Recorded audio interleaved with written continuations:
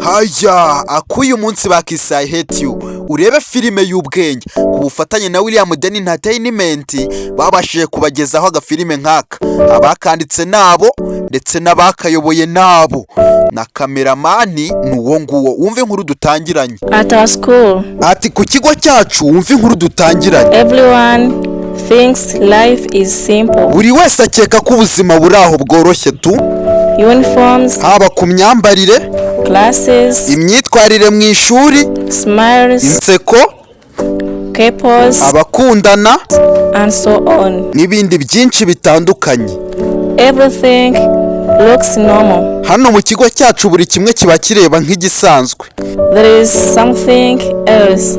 Ku ishuri ryacu hari n'ibindi. There is love. Hari urukundo.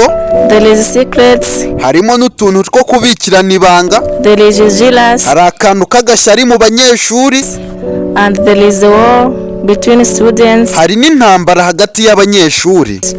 From two different neighborhoods. Baturuka mu duce tubiri. Abanyeshuri biganjemo ibice bibiri mu kigo cyabo. My name is Vanessa. Njyewe ndi kubabwira ino nkuru nitwa Vanessa.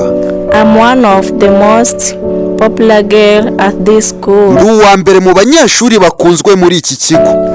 People think I always get what I want. Abantu bakeka ko buri gihe ko mba mfite icyo nifuza. But one person come into my life. Ariko hari umuntu umwe waje mu buzima bwanjye. And changed everything. Uwo muntu nakiriye mu buzima bwanjye yahinduye buri kimwe. And that day was the beginning of it all. Uwo munsi niho byose byatangiye bino yatubwiye. Bakisa I hate you ndakwanga urebe filime. Ni aka episode ka mbere dutangiye kuri filime yacu. Dutangiriye hakuno haruza w'umunyeshuri bisa nkaho ari mushya yaje mu kigo. Yabanje afungura yinjira geti nuko tugatangira urebe. Mwegere hakuno murebe filime z'ubwenge. Mwajyaga mwandika ngo filime z'ubwenge zarabuze. Noneho nayizanye y'umwaka y'ikinyejana do imitambukire. Ati nagumanaga buri kimwe mu mutima wanjye nkabwira buri wese ko meze neza, ngaseka mpisha agahinda ndeba ko iminsi yakicuma, nyamara ibyo nabikoraga mfite agahinda mu mutima. Babona inseko gusa ntibazi uko biba byagenze. Yego injira. Nkitwara nkaho ntafite uburibwe. Umunyeshuri mushya aje mu kigo. Reba ukuntu abana b'ingagari bamureba, we hariya niho iwanyu, va hano wa mwanda we wa mukenewe, ukuntu bamusunika. Gusa mu ishuri harimo ibihande bibiri, cy'abakire n'icy'abakene. Hari uwagiye kumusuza, yewe ngwino hano niho iwacu urakaza neza. Gace k'abakene kiri hano icyande, we umva ukuntu umwana iwabo batunze inoti avuga nabi. Reka n'ubwa mbere nkibonye. Shaka ari akanyeshuri kaje nagakene mwana karakubiswe. Gusa nubwo ari umukene hari umureba hakuno, we se urimo urakunda kare agatinde. Hari sinkubeshye bro. Se uri seriye mwana urashaka gusebya gengo wowe ukundana n'abakene? Sinkubeshye rero ngenda komeje. Oya icyo ni igitekerezo kibi. Kubera iki se? Kubera ko nyine nzu wariwe ko ari agakene. Ese ushatse kuvuga iki? Mwese ko mbona mwarangaye muri kurebana. Uriya munyeshuri mushya waje ndabona ari icyago nawe ubukene bwamugize ikibazo. Witwa nde? Nitwa Brian. Ese duturuka hamwe nawe uri umwana w'umukene? Yego ndi umwe muri mwe. Hano nk'uko twatangiye mu ishuri harimo ibice bibiri. Igice cyitwa upper side ni igice kigizwe n'abana b'abakire. Icy'abakene cyitwa riverside. Ntibize kubacanga.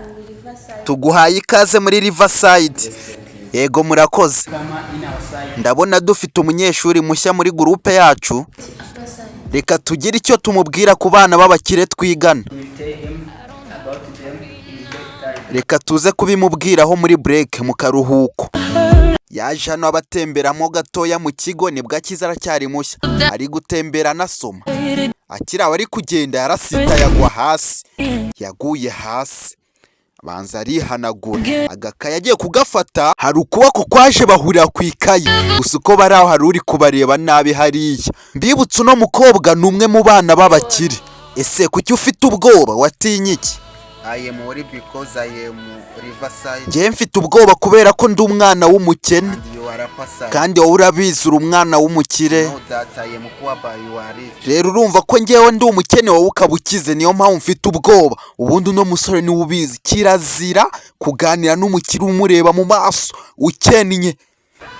Don't worry, I'm here for you. Wigira ikibazo, ndi hano ku bwawe. Hano hagiye kuvuka intambara.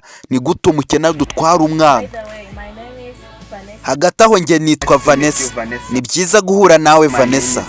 Nanjye nitwa Brian. I have already knew that. Izina ryawe narimenye kare. Ubundi iyo ukunda umuntu ubanza ukamwigaho mu ibanga, ugakora research. So Vanessa, why are you looking at me like that? Ese Vanessa, kuki uri kundeba gutyo? Some boy. Kubera ko uri mwiza. Umukene mwiza abaho Vani, usibye gutubeshya. Hari ubareba ni seseme, hari ubareba ni seseme. Why you tell me that? Okay, ni byiza. Ese ni iyihe mpamvu uri kubimbwira? I will tell you later. Wenda impamvu yo nzayikubwira nyuma, You are different. gusa umenye ko utandukanye n'abandi. I wait for you. Sawa, turabategereje. Nababwiye ngo hano kirazira gukundana n'umwana w'umukire ukennye nta mafaranga ufite. Ubareba hano aracyahari, hari uwaje. Joy, kuki uri kubareba gutyo, wabaye iki? Talking to a poor man. Nandi kureba Vanessa ari kuvugisha umuhanya, umukene n'umutindi. Ibyo ntibigutera ikibazo, we mfite umupango. Afite uwuhe mupango? Ari gupanga iki? Nicyo agiye gukorera Brian. Ntuzacikwe na episode ya 2, naho iya mbere irangiriye. Kanda subscribe kuri channel yitwa Menya Social Entertainment kugira ngo utazacikwa na episode ya 2. Njye nitwa William Deni. Ciao ciao. He's not real.